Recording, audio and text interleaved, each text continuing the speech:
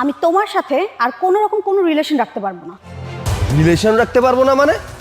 এসব তুমি কি বলছো? তোমার কি মাথা ঠিক আছে? হ্যাঁ, আমার মাথা একদম ঠিক আছে। তোমার মতো এরকম একটা রিক্সাওয়ালার ছেলের সাথে আমার মতো মেয়ের রিলেশন যায়? তোমার সাথে তো এতদিন আমি টাইম পাস করছি। তোমার মতো ছেলেদের সাথে শুধুমাত্র টাইম পাসই করা যায়, কোনো রিলেশন করা যায় না। তুমি তো রিলেশনের আগেই জানতে যে আমার বাবা একজন রিক্সা চালক। তুমি এসব কিছু জেনেই আমার সাথে রিলেশন করেছো। আর এখন এতদিন হয়ে গেছে আমাদের রিলেশনের, প্রায় 7 বছর। 7 বছর পরে এসে বলছো আমার সাথে রিলেশন রাখতে চাচ্ছ না। আচ্ছা কি হয়েছে বলো তো? আচ্ছা তুমি কি আমার সাথে ইয়ার্কি করছো? এই তুই কে রে যে তোর সাথে আমি মজা করব? তোর সাথে তো এতদিন আমি ইয়ার্কি করেছি, যাকে বলে টাইম পাস। তোর মতো ছেলেদের সাথে না শুধুমাত্র টাইম পাসই করা যায়, ভালোবাসা যায় না। তুই জানিস আমি কে? আমি এই শহরের নাম করা বিজনেসম্যানের একমাত্র মেয়ে। হ্যাঁ তুই তুই তো একটা সামান্য রিক্সাওয়ালার ছেলে। তুই কোনোদিন শুনেছিস তেল আর জল এক হয়? তোর যে চেহারা তাতে তো তুই কাজের বর মেয়েও পাবি না। আর সেখানে আমি আমার মতো এরকম একটা কোটিপতির মেয়েকে নিয়ে তুই স্বপ্ন দেখিস? আমার মতো কোটিপতির মেয়েকে ভালোবাসতে একটা লেভেল লাগে, যেটা তোর মধ্যে নেই। আর তোকে কি বলে জানিস? তোকে বলে বামন। আমি হচ্ছে গিয়ে চাঁদ। কোনদিন শুনেছিস বামন হয়ে চাঁদে হাত দিতে পেরেছে? তুইও কোনোদিন পারবি না। তোর মতো ছেলের কোনো যোগ্যতাই নেই আমার পাশে দাঁড়ানো। তোর এই মুখ আমি আর কোনোদিন দেখতে চাই না, কোনোদিন আমার সামনে আসবি না। আর আমার পাশে তুই না, কোটিপতির ছেলে মানে। আর এই জন্যই আমার বাবা আমার বিয়ে ঠিক করেছে। নেক্সট মাসের 4 তারিখে আমার বিয়ে। কার সাথে জানিস? এই শহরের নাম করা বিজনেসম্যান আফজাল চৌধুরীর একমাত্র ছেলের সাথে। ও আমাকে বিয়ের পর সোজা আমেরিকা নিয়ে যাবে। আর তোকে যদি আমি বিয়ে করি তাহলে তো তুই এখানে আমাকে ফকিরের মতো করে রাখবি। আর ওকে বিয়ে করলে আমি রাজরানীর মতো জীবন পাবো। সো তোর মতো ছেলের সাথে আমি আর 1 মিনিটও সম্পর্ক রাখবো না। So bye. আয়া, তোমার কাছে কি টাকাই সব কিছু? আমার ভালোবাসার কোনো মূল্য নেই তোমার কাছে? আজকাল না সমাজে মাথা উঁচু করে বাঁচতে গেলে টাকাটারই দরকার পড়ে। আর যেখানে টাকা নাই সেখানে কোনো সম্মানও নাই। আর এসব ভালোবাসা টালোবাসা না টাকার কাছে কিছুই না। আর যে ফালতু আবেগ না আমাকে দেখাতে আসবি না, ঠিক আছে? ফকিন্নির বাচ্চা কোথাকার। তোর বাপ মা কি তোকে এইসব শিক্ষা দিয়েছে যে বড়লোকের মেয়েদেরকে বশ করে তাদের থেকে টাকা পয়সা নিয়ে বড়লোক হয়ে যাবি? মুখ সামলে কথা বলো। তুমি এতক্ষণ আমাকে যা যা বলেছো আমি সহ্য করে নিয়েছি, কারণ আমি তোমাকে ভালোবাসি। তাই এটা শোনা আমার প্রাপ্য। কিন্তু তার মানে এই নয় যে তুমি আমার বাবাকে নিয়ে যা না তাই বলবে। এই তোমার বাবা কত কোটি টাকার মালিক? হ্যাঁ, টাকার গরম দেখাচ্ছ তুমি আমাকে। আজকে আমি রাস্তায় দাঁড়িয়ে ওপেন চ্যালেঞ্জ করে যাচ্ছি, তোমার বাবার থেকে যদি বেশি টাকা আমি ইনকাম না করতে পারি তাহলে আমার নাম সৈকত না, আমি আবার ফিরে আসব। আমি তোর বাবার চেয়ে বেশি টাকা নিয়ে তোর সামনে আসব। সেদিন তোকে আমি টাকার সাগরে ভাসিয়ে দিব। এটা আমার ওপেন চ্যালেঞ্জ। আর একটা কথা কি জানিস? তোদের মতো বড়লোক মেয়েরা কোনো মানুষকে ভালোবাসতে পারে না, তারা তাদের মন নিয়ে খেলা করে। আজকে তুই আমার চোখের পানি ফেললি না, একদিন দেখবি এই সৈকতের জন্যই তোর চোখের পানি ফেলতে হবে। আসছি। সৈকত, আমাকে তুমি মাফ করে দিও। এছাড়া আমার কোনো উপায় ছিল না।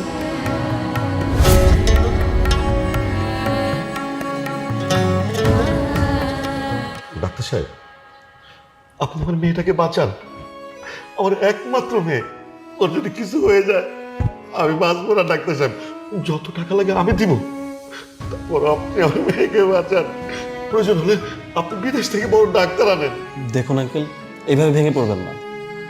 আমি জানি আপনার অনেক কষ্ট হচ্ছে, তাছাড়া আয়াত তো আমার বোনের মতোই, ওর জন্য আমার নিজের অনেক কষ্ট হচ্ছে। কিন্তু কি করব বলুন, ওর যে ভয়ানক মরণব্যাধি ব্লাড ক্যান্সার ধরা পড়েছে, তার চিকিৎসা এখনো পুরোপুরি বের হয়নি। আর তাছাড়াও তো ব্লাড ক্যান্সারের লাস্ট স্টেজে আছে। আর এই মুহূর্তে চিকিৎসা করলেও আমার মনে হয় না খুব একটা লাভ হবে, ভালো একটা রেসপন্স পাওয়া যাবে। আল্লাহর উপর ভরসা করা ছাড়া আর কোনো উপায় নেই।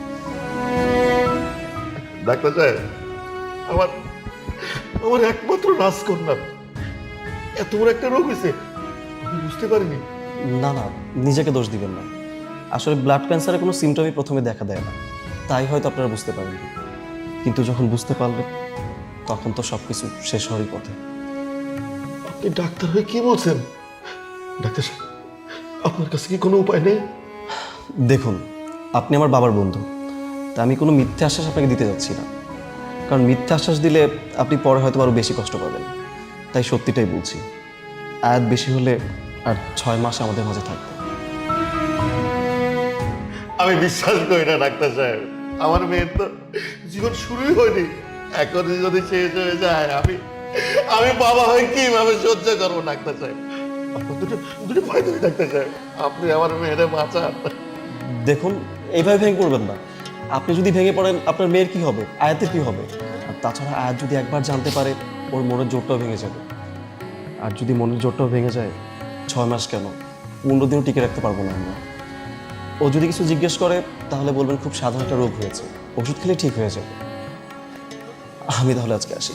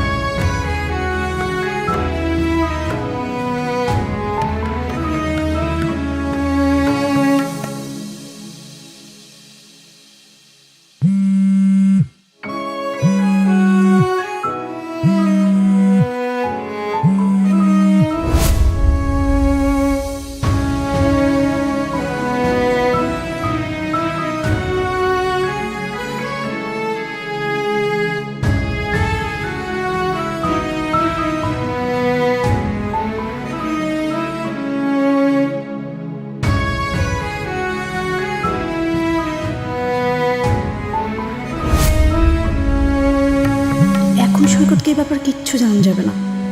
সৈকত যদি একবার জানতে পারে যে আমার ব্লাড ক্যান্সার হয়েছে, তাহলে ও তো নিজেকেই শেষ করে ফেলবে। এখন আমার শুধু ওকে ইগনোর করতে হবে, যাতে ও আমার উপরে ঘৃণা করে আর রাগ করে একদম আমার লাইফ থেকে চলে যায়।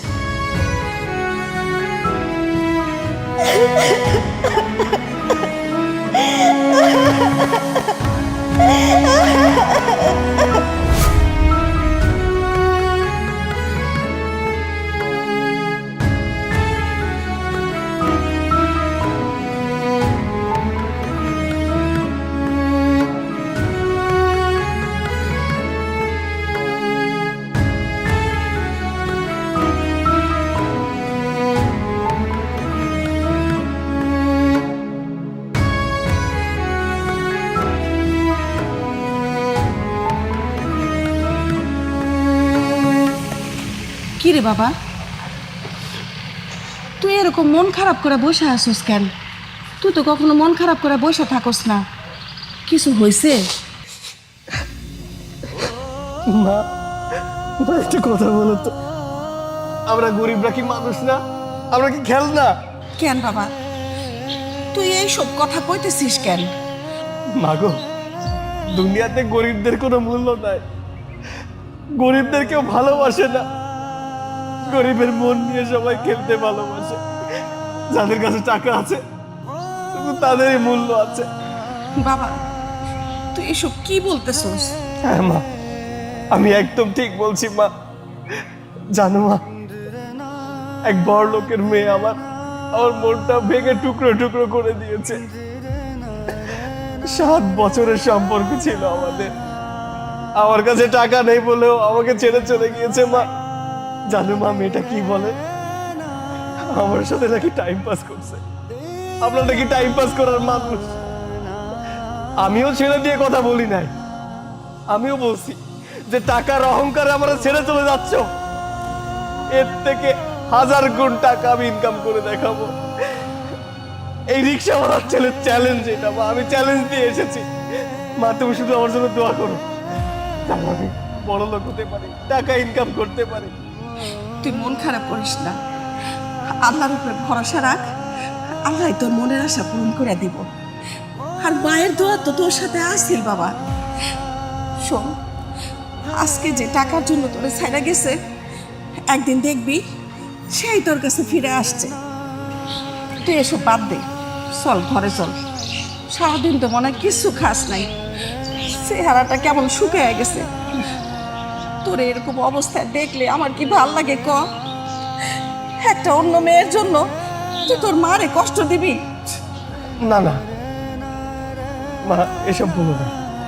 একটা কাল নাগিনী ডাইনির জন্য আমি আমার মারে কষ্ট দিতে পারবো না। চলো মা, ঘরে চলো। চল।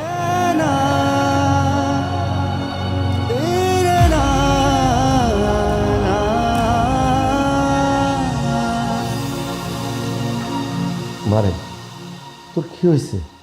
তুই সারাদিন শুয়ে থাকিস।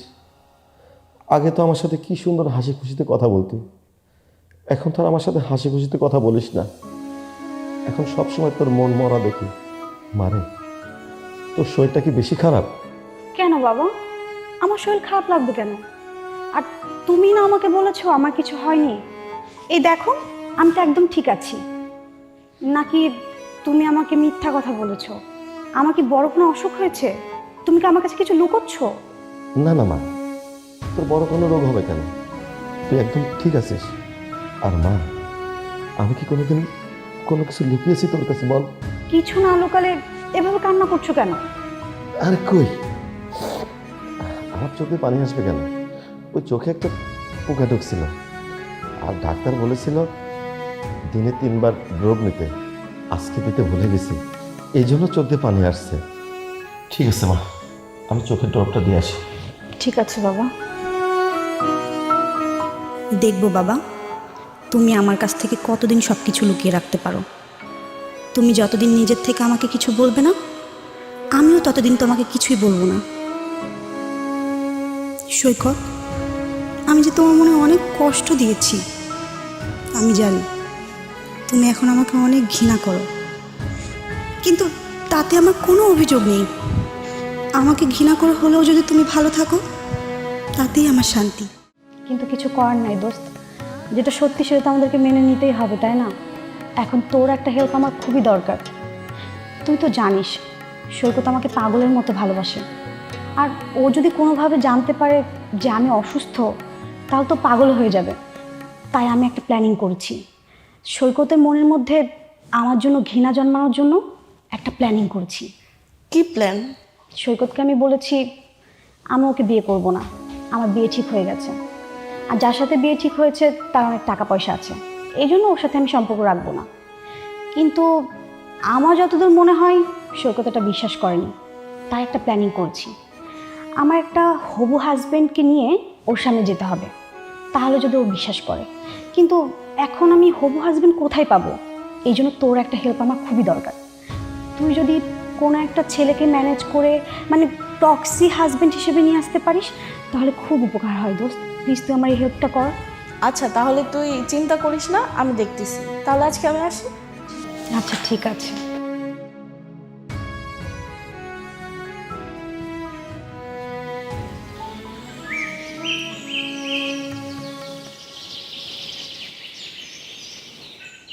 সৈকত,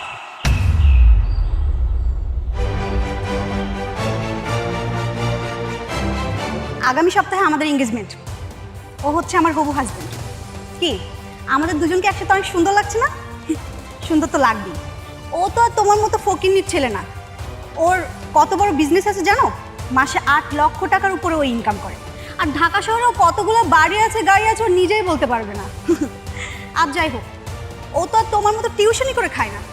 বাবা তুমি কিছু বলছো না কেন? জান, যা বলার তো তুমিই বলে দিছ, আমি আর কি বলবো। এই শোন, এতদিন আমার গার্লফ্রেন্ডে পাহারা দেওয়ার জন্য তোকে অসংখ্য ধন্যবাদ। এই নে তোর বকশিস। এই, তোর টাকা তোর কাছেই রাখ। আমি কোনো দারোয়ান না যে আমাকে তুই বকশিস দিচ্ছিস। আর হ্যাঁ, আমি ভালোবেসেছিলাম, খেয়াল রেখেছিলাম আমার ভালোবাসার মানুষকে, কোনো অহংকারী কোটিপতি মেয়েকে না। এই টাকাটা দিয়ে তোর প্রেমিকাকে কিছু কিনে দিস, তাহলে একটু বেশি ভালোবাসবে।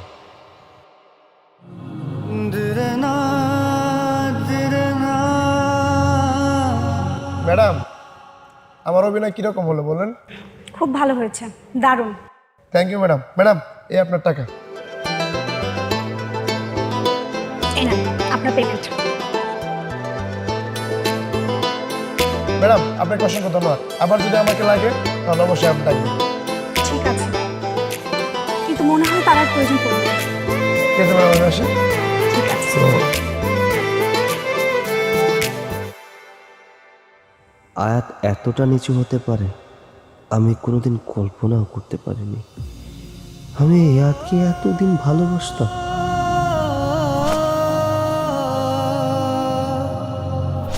না না, কাল নাগিনীর কথা আমি মনেই করবো না।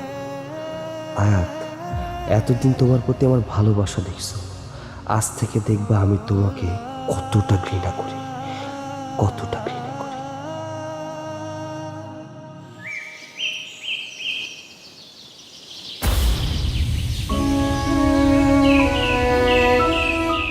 আয়াতকে এমন দেখাচ্ছে কেন?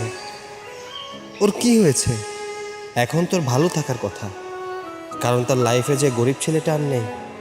ভালো থাকার জন্য তো গরিব ছেলেটাকে ছেড়ে চলে গেছে। ওকে কি জিজ্ঞাসা করব?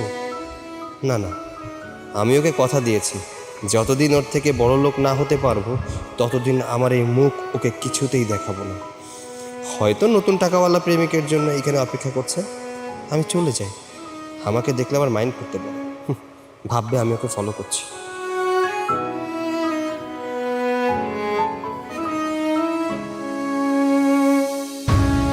ভেবেছিলাম মরার আগে ওকে শেষবারের মতো একবার দু চোখ ভরে দেখব, কিন্তু সেটা আর হয়তো হলো না। আমি কত বড় অভাগা যে মরার আগে প্রিয় মানুষটাকে শেষবারের মতো দেখতে পারলাম না। হয়তোবা সে এখন অন্য কারোর সাথে সুখে আছে। হ্যাঁ, থাকবেই বা না কেন, আমি তো সুখের জন্য লাইফ থেকে চলে এসেছিলাম। যাই, বাসায় চলে যাই, শরীরটা খুব খারাপ লাগছে।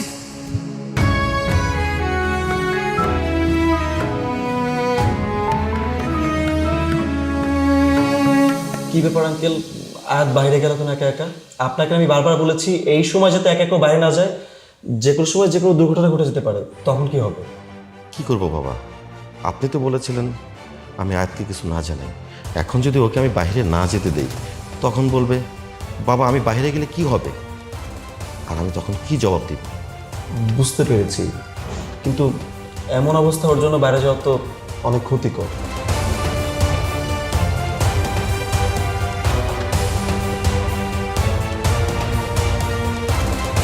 কি ব্যাপার আয়াত, তুমি এতক্ষণ বাইরে কোথায় ছিলে? আমি সেই কখন থেকে তোমার জন্য অপেক্ষা করতেছি। সরি ডক্টর, আসলে আমার জন্য আপনাদের ওয়েট করতে হলো। আমি আসলে একটু বাইরের আলো বাতাস দেখতে গেছিলাম, কারণ খুব বেশি দিন তো এই পৃথিবীর আলো বাতাস আমি আর দেখতে পাবো না, তাই একটু মন ভরে নিঃশ্বাস নিতে গিয়েছিলাম। মা, তুই সব কি বলছিস? আর কে বলেছে তুই পৃথিবীতে অতিথি হয়ে আসিস? মারে, তুই 1000 বছর বাঁচবি, 1000 বছর পৃথিবীটাকে দেখবি। মিথ্যা আশ্বাস কেন দিচ্ছ বাবা? তুমি আমার চোখের দিকে তাকিয়ে বলো তো, আমি কি সত্যি 1000 বছর বেঁচে থাকবো?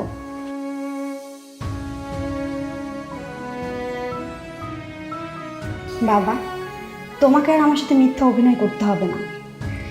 আমি সত্যিটা জানি। আমি যার মাত্র কয়েক মাস এই দুনিয়াতে আছি সেটা আমি খুব ভালো করে জানি। আর তাছাড়া মানুষ মাত্রই তো মরণশীল, আমাদের সবাইকেই তো একদিন এই পৃথিবী ছেড়ে চলে যেতে হবে। তাহলে আমি যদি সত্যিটা মানতে পারি, তুমি কেন মানতে পারছো না? তার মানে তুমি সব কিছুই জানো, কিন্তু কিভাবে জানলে সব? হ্যাঁ ডক্টর, আমি সব কিছু জানি। ওই দিন যখন আপনারা আমার ক্যান্সার নিয়ে কথা বলছিলেন, তখনই আমি সবটা শুনে ফেলেছিলাম, কিন্তু বাবাকে বুঝতে দিইনি। তার কারণ হচ্ছে, বাবা যদি জানতে পারে যে ব্যাপারটা আমি জেনে গেছি, তাহলে কিছুতেই আর আমার সামনে আসবে না। তাই বাবাকে কিছু বলিনি।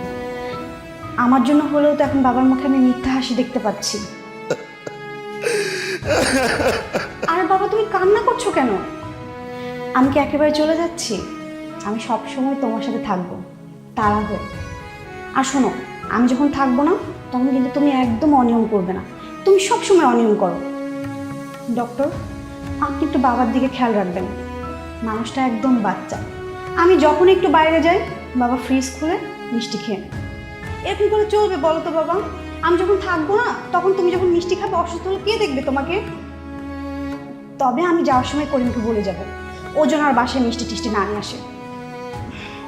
আচ্ছা, তোমরা কথা বলো, আমার শরীরটা খুব খারাপ লাগছে বাবা, আমি একটু রেস্ট নিই।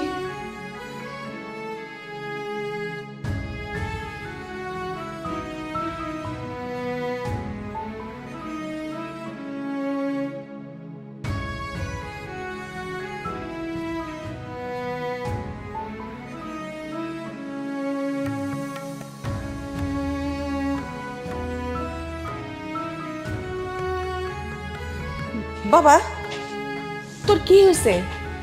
কাজ থেকে আইসা শুয়ে পড়ছস? তোর কি শরীর খারাপ? আরে না না মা, শরীর খারাপ না, ঠিক আছে। আসলে ওই যে হয়েছে কি, কাজ থেকে এলাম তো একটু কষ্ট হয়ে গেছে, তাই একটু শুয়েছিলাম।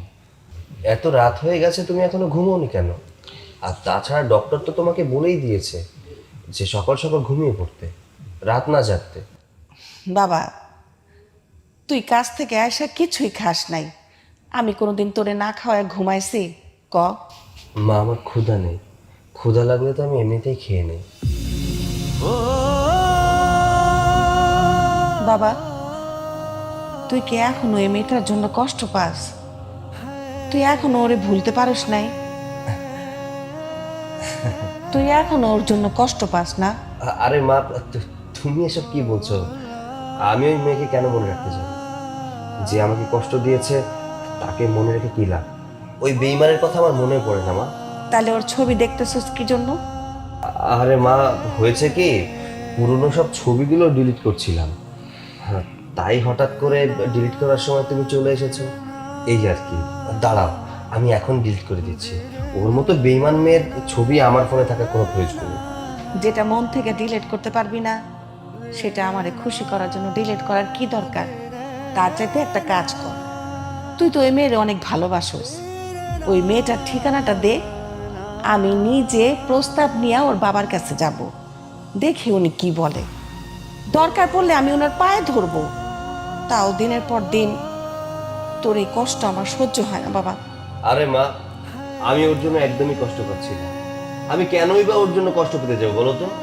শুধু শুধু তুমি আমাকে নিয়ে চিন্তা করছো। ওই বেঈমান মেয়ের জন্য আমার মনের ভিতরে একটুও জায়গা নেই। তোমার ওই বাড়িতে যেতে হবে না, আমি ওই বাড়িতে একদম ঠিকই যাব।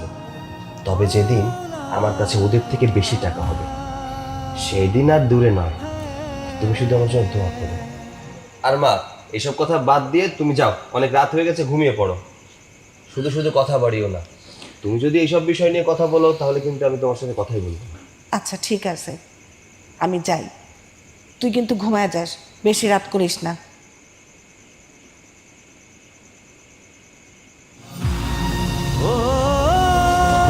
তোমাকে বুঝতে পারবো না।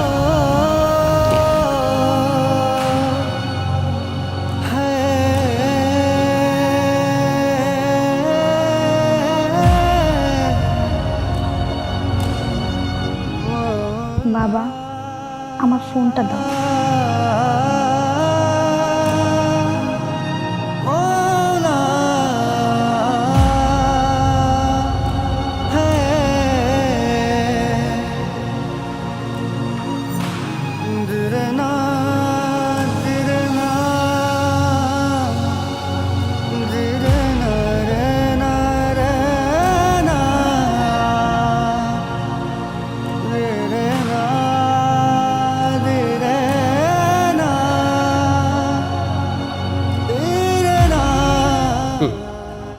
এখন তো ফোন দিবেই, দেখছো না যে একটু টাকা পয়সার মালিক হয়েছি।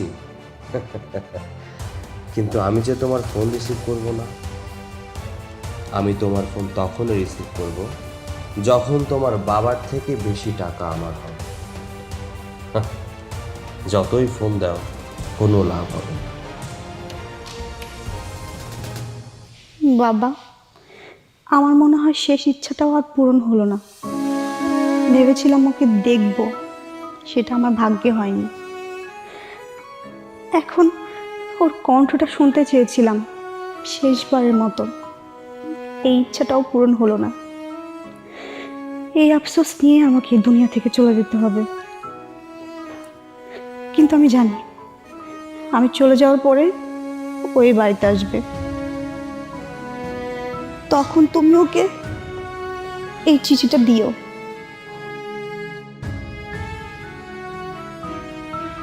মারে, তোর যেহেতু ওকে দেখতে ইচ্ছে করছে, তাহলে আমি এক কাজ করি মা, আমি কল দিই আর সব সত্যি কথাটা বলে দেই। আমার বিশ্বাস ও রাগ করে থাকতে পারবে না। আমি জানি ওই ছেলেটা ওর জীবনের থেকে তোকে বেশি ভালোবাসে রে মা। এটাই তো আমার ভয় বাবা, কারণ ও এটা কিছুতেই মেনে নিতে পারবে না। ও যদি এই সত্যিটা জানতে পারে তাহলে ও নিজেকে শেষ করে দিবে। কিন্তু বাবা, আমি ওর কষ্ট সহ্য করতে পারবো না। তাই প্লিজ এখন তুমি ওকে কিছু জানিও না। যদি ও কোনোদিন জানতে আসে তবে ওকে জানিও, না হলে ওকে কোনোদিন জানতে দিও না। আর আমি জানি তুমি ওকে বলবে না। কথা দাও, কথা দাও বাবা। মারে কথা দিলাম।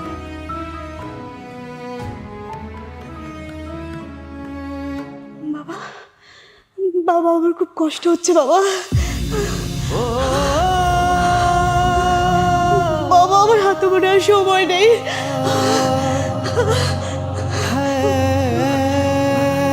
তুমি তোমার নিজের খেয়াল রাখো বাবা।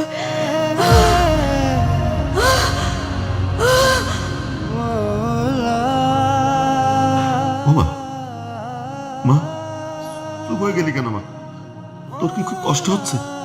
ডাক্তার, ডাক্তার দেখেন না, আমার মেয়ে চুপ হয়ে গেল কেন?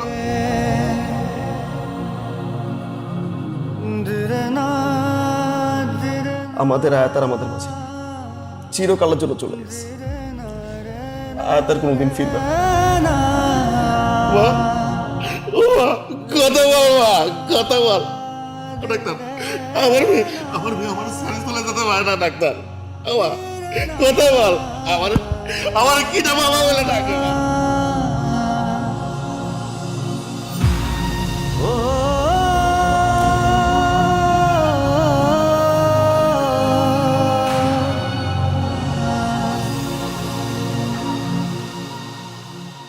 এই ড্রাইভার, গাড়িটা দাঁড়াও।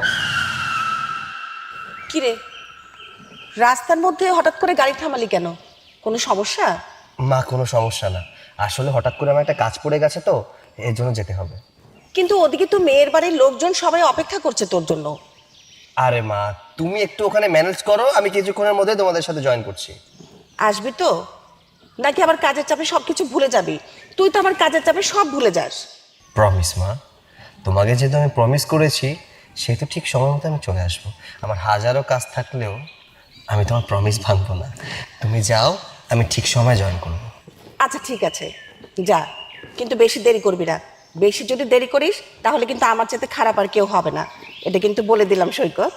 আচ্ছা ঠিক আছে মা, যাও, আমি আসছি। আচ্ছা। এই ড্রাইভার, নিয়ে যাও।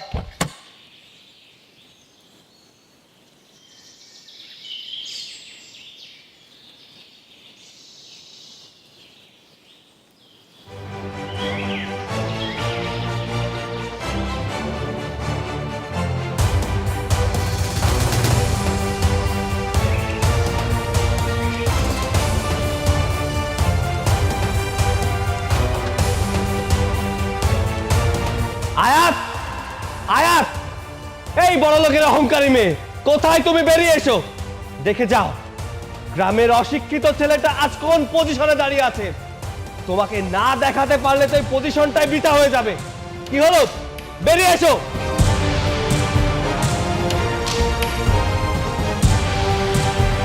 কি ব্যাপার আঙ্কেল, আপনি একা এলেন কেন? আপনার কোটিপতি মেয়েটা কোথায়? নাকি আমার কণ্ঠ শুনে ঘরে দরজা দিয়েছে? ভয় পেয়েছে নাকি? আজকে তো ভয় পেলে চলবে না, দরজা দিলেও চলবে না, তাকে আমার সামনে আসতে হবে। আপনার মেয়ের জন্য আমি একটা সারপ্রাইজ নিয়ে এসেছি, তাকে সারপ্রাইজটা দেখাতে হবে না? ডাক দিন আপনার মেয়েকে। ভয় পেতে নিষেধ করবেন, আমি তাকে কিছুই বলবো না, জাস্ট আমি আমার বিয়ের দাওয়াতটা দিতে এসেছি। কি ব্যাপার আঙ্কেল, আপনি কান্না করছেন কেন? আপনার মেয়ে কোথায়? আমি তো আপনাকে কিছু বলিনি। আপনার মেয়েকে ডাক দিন, সে কি আমার চিৎকার শুনতে পাচ্ছে না? আচ্ছা, আমি তাকে কিচ্ছু বলবো না, জাস্ট আমার বিয়ের দাওয়াতটা দিয়েই চলে যাব। ডাক দিন আপনার মেয়েকে। বাবা, আর যদি এই বাড়িতে থাকতো তাহলে তোমার কথা শুনতো। এই বাড়িতে নেই, বিয়ে হয়ে গেছে, শ্বশুর বাড়িতে গেছে। শ্বশুর বাড়ি কোন দেশে? ও আচ্ছা, বুঝতে পেরেছি, যেহেতু কোটিপতির মেয়ে সেহেতু শ্বশুর বাড়ি বিদেশেই হবে, তাই না? না বাবা, আমার মেয়ে শ্বশুর বাড়ি যায় নাই, আমার মেয়ে পরপারে চলে গেছে। চাইলেও সেখান থেকে কোনো সারা শব্দ করতে পারবে না। এসব আপনি কি বলছেন? আমার সাথে ফাইজলামি করছেন? হ্যাঁ, বুঝতে পেরেছি। আয়াত মনে হয় আপনাকে বলেছে যে আমার সাথে ফাইজলামি করার জন্য এই বিষয় নিয়ে, তাই না? আমি আমি কেন তোমার সাথে ফাজলামি করবো বাবা? কোনো বাবা কি তার সন্তানের মৃত্যু নিয়ে ফাজলামি করে? আমার মেয়ে 6 মাস আগে আমাকে ছেড়ে সারা জীবনের জন্য পরপারে চলে গেছে। গত 6 মাস আগে চিরতরে চলে গেছে মানে? আঙ্কেল, আপনি এসব কি বলছেন? হ্যাঁ, গত 6 মাস আগেও তো সুস্থ ছিল। একটা বড়লোক ছেলেকে বিয়ে করার জন্য আমাকে ছেড়ে চলে গিয়েছিল, আর এখন বলছেন ও চিরতরে চলে গেছে। এসব আপনি কি বলেন? ও কোনো বড়লোক ছেলেকে বিয়ে করার জন্য তোমাকে ছেড়ে চলে যায়। ও তোমাকে ছেড়ে চলে গেছে কেন জানো বাবা? ওর ওর মরণ ক্যান্সারের জন্য চলে গেছে। আমার মেয়ে যেদিন শুনছে ওর মরণ ক্যান্সার হয়েছে, আর মাত্র 6 মাস বাঁচবে, এই জন্যই বাবা তোমাকে দূরে রাখার জন্য অনেক চেষ্টা করেছে বাবা। ওর সব চেষ্টায় যখন বৃথা যাচ্ছিল, তখন ও নিজে থেকেই তোমার সাথে খারাপ ব্যবহার করেছিল, যাতে করে তুমি ওর থেকে দূরে সরে চলে যাও। কিন্তু বাবা, ওর মৃত্যুতে যাতে তুমি কোনো কষ্ট না পাও। জানো বাবা, আমার মেয়েটা অনেক ছটফট করছিল তোমার সাথে একটু কথা বলার জন্য, কিন্তু তুমি তোর ফোনটা রিসিভ করো নাই। এই জন্য বাধ্য হয়ে আমার মেয়ে একটা চিঠি লিখে গেছিল, আর বলে গেছিল, বাবা ও যদি নিজের থেকে আমার খোঁজ দিতে আসে, তাহলে এই চিঠিটা দিও বাবা। সৈকত, আমি জানি এই চিঠিটা যখন তোমার হাতে যাবে, তখন আমি আর এই পৃথিবীতে থাকবো না। আমি জানি তুমি আমাকে কতটা ভালোবাসো। আমার সামান্য জ্বর হলে তুমি যেভাবে অস্থির হয়ে যাও, কান্নাকাটি করো, আর সেখানে আমার ক্যান্সার হয়েছে, এটা শোনার পর তুমি কী করে সহ্য করবে? ওই দিন যখন তোমার সামনে দাঁড়িয়ে আমি তোমাকে আমার বিয়ের কথা বলছিলাম, তখন আমার কলিজাটা ছেড়ে যাচ্ছিল, তো আমি তোমাকে বুঝতে দেই নাই। বাড়িতে এসে নামাজ পড়ে আল্লাহর কাছে শুধু একটা জিনিসে চেয়েছি, আল্লাহ যেন তোমাকে অনেক ভালো রাখে। আমি তোমার সাথে ভালো থাকতে পারলাম না, তোমাকে ভালো রাখতে পারলাম না, তাই উপরওয়ালা যেন তোমাকে সব সময় ভালো রাখে। ডক্টর যখন বলল আমার হাতে আর মাত্র কয়েকদিন সময় আছে, যেখানে আমার আইসিইউতে শুয়ে থাকার কথা, সেখানে আমি দেশে ছুটে আসি। আমার মনে হয়েছিল মরার আগে যদি শেষবারের মতো একটা বার আমি তোমাকে দেখতে পেতাম, কিন্তু আমি এতটাই অভাগা, সেটাও আমার কপালে জোটে নাই। না, এখন কেমন যেন দমটা বন্ধ বন্ধ লাগছে, আমি আর লিখতে পারছি না। মনে হয় এখনই আমার নিঃশ্বাসটা বন্ধ হয়ে যায়। ভালো থেকো আমার না হওয়া প্রিয় মানুষ। আঙ্কেল, আপনি এই কথাগুলো আমাকে আগে কেন বলেননি? এই কথাগুলো যদি আগে বলতেন, তাহলে মরার আগে ওর এত কষ্ট হতো না। কিন্তু বাবা, আমার মেয়ে মারা যাওয়ার আগে কসম দিয়ে বলেছিল, বাবা সৈকতকে তুমি এই কথা জানায়ও না, সৈকত জানলে অনেক কষ্ট পাইব, এর জন্য আমি তোমারে জানাই নাই বাবা। কিন্তু বাবা জানো, আমার মেয়েটা তোমাকে অনেক ভালোবাসতো, কিন্তু বাবা ভাগ্যের কি নির্মম পরিহাস, আমার মেয়ে তোমাকে পাইনি। আঙ্কেল, বেঁচে থাকতে তো আমি ওর কাছে মাপ চাইতে পারিনি। আপনি যদি আমাকে বলতেন ওর কবরটা কোথায়, আমি শেষবারের মতো আমার প্রিয় মানুষটাকে একটু দেখে আসতাম, ওর কাছে মাপ চেয়ে আসতাম। কোথায় কবরটা একটু বলবেন? চলো বাবা, আমার সাথে চলো।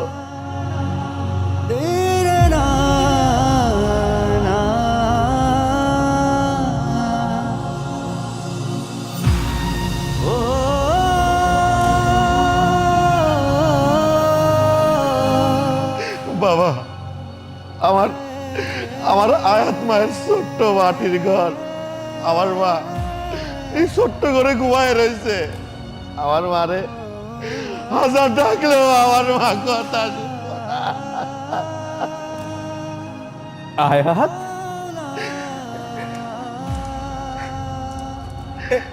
এই আমারে আমারে নিঃস্ব করে একা করে চলে গেলাম। আরে আমারে কার কাছে রেখে গেল? আমার একটা বার বলতে পারতাম, আমার একটা বার বলতে পারতাম তোমার কথাগুলা। আমি কি দোষ করছিলাম? আমার মিথ্যা বইলা আমারে ভাগি দিয়ে চলে গেল।